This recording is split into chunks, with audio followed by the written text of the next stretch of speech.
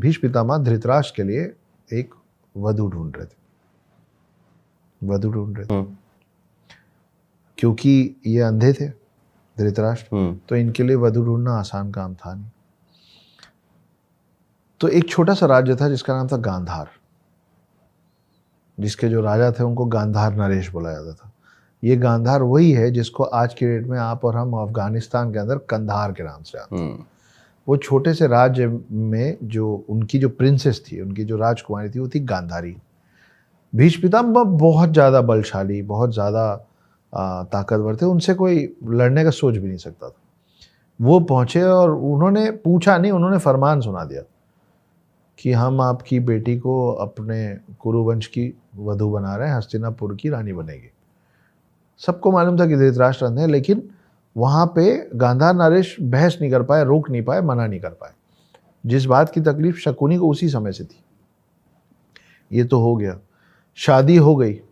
शादी के बाद भीष्म पितामह को पता चला कि गांधारी जो थी वो मांगलिक थी, जो कि इन्होंने बताया नहीं।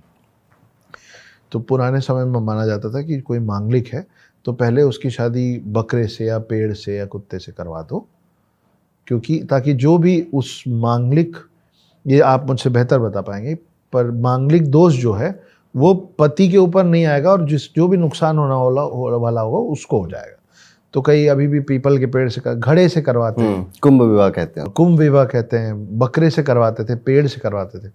तो ये बात जब भीष्म पितामह को पता चली कि ये मांगलिक थी और इसकी शादी धृतराष्ट्र के पहले एक बकरे से करवाई गई थी और बकरे की बलि दे दी गई थी, तो भीष्म पितामह चीटेड फील किए कि ये मेरे को पहले क्यों नहीं बताया गया, ये मुझे अब क्यों बताया गया। तो उस समय का रिवाज ऐसा होता था कि आपको जो बुलाते थे, जो आप जिसके अतिथि बन के जाते थे, वो निर्णय लेता था कि आपके टेबल पे क्या रखा है, आप क्या खाएंगे। अब वाला नहीं है कि अब जो मेहमान है उससे पूछा जाता है ना, आप बताइए क्या खाएंगे, फिर हम होटल में फ़ोन करते मंगा लेते। पहले ऐसा नहीं होता था, पहले आके बैठते थे, भोजन में जो परोसा जाता था वो मेहमान को खाना पड़ता था। तो भीष्म पितामह बोले गांधार नरेश को कि अपने पूरे कुनबे को लेके आइए, मैं सब लोगों का आवभगत करूँगा। तो छोटा सा राज्य, उसका एक कुनबा, सारे रिश्तेदारों को लेकर अब गांधार नरेश आना ही पड़ा, आ गए। जैसे ही वो आया उन सबको जेल में ठूस दिया गया। ओके। और भीष्म पितामह उनको एक मुट्ठी चावल देते थे रोज। तो शकुनी भी था इस जेल में? जी। Okay. Prince of Gandhar Shakuni. तो एक मुट्ठी चावल मिलता था, बोले इसी में सब लोग खा लो। अब एक मुट्ठी चावल में 4-4, 6-6 दाना मिल रहा था लोगों को, रोज लोग मर रहे थे।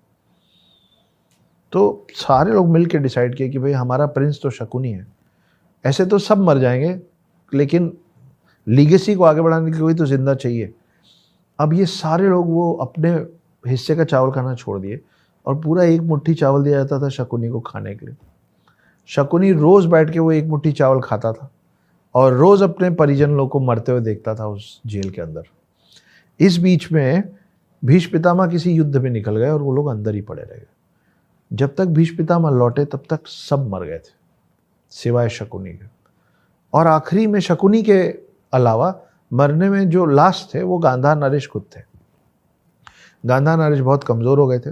गांधार नरेश ने एक दिन शकुनी को बोला कि शकुनी, बस मुझे लग रहा है मेरे भी जाने का वक्त आ गया, मैं तुमको एक गिफ्ट देना चाहता हूँ, एक तोहफा देना चाहता हूँ, एक भेंट देना चाहता हूँ। तो बोले बोलिए। बोले खड़े हो और मेरे पास आओ। शकुनी चल के पास में गया। गांधार नरेश के शरीर में जितनी शक्ति बची थी, पूरी शक्ति को अपने पैर में डाल के अपने ही बेटे के घुटने में इतनी जोर से लात मारे कि उसका घुटना टूट गया।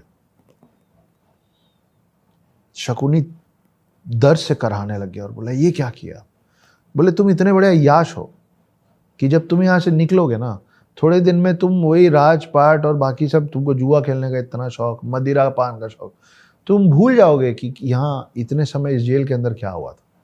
मैंने तुम्हारा घुटना तोड़ दिया। अब जब तुम चलोगे ना तो हर कदम में तुमको याद आएगा कि यहाँ हमारे साथ क्या हुआ था, क्योंकि अब तुम जीवन भर लंगड़ा के चलोगे। और रही बात उस भेंट की जो मैंने तुमसे प्रॉमिस किया था, बस मैं मरने वाला हूँ, मैं जब मर जाऊँगा ना तो मेरे जो शरीर की हड्डियाँ होंगी उसका अस्थि विसर्जन मत करना, उन हड्डियों से बनवाना 2 पासे। और ये जो तुम्हारा घुटना तोड़ा है ना मैंने, उसके एवज में तुमको ये शक्ति दे रहा हूँ कि उस पासे में तुम जो चाहोगे वही आएगा। तो तुमको जुआ खेलने का शौक है ना, वो पासे तुमको कभी हारने नहीं देंगे। इसीलिए आप कभी भी महाभारत देखेंगे ना तो शकुनी ऐसे ऐसे ही करता रहता है, उस पासे को चेंज नहीं करता।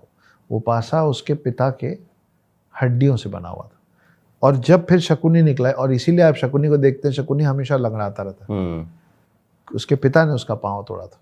तो पहली प्रॉब्लम शकुनी को कि मेरी बहन गांधारी को एक अंधे से ब्याह दिए, तो कुरुवंश से चिढ़। उसके बाद भीष्म पितामह ने क्या किया, तो भीष्म पितामह समर्पित थे कुरुवंश पे ना, तो बोले ये जिसके प्रति समर्पित है ना, मैं उस पूरे राज्य को अकेला तबाह कर दूं।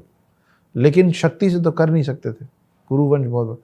तब वो धीरे धीरे करके दुर्योधन के करीब आए और दुर्योधन का कान भरते भरते भरते भरते और धृतराष्ट्र को भी समझाते थे, उन लोगों को तैयार किया। वो पूरा बिसात बिछाया महाभारत का, जिसमें एक तरफ कृष्ण, पांडव और बड़े बड़े योद्धा, और दूसरी तरफ कौरव और कर्ण और भीष्म पितामह और द्रोणाचार्य और कृपाचार्य, खुद शकुनी, ये सब एक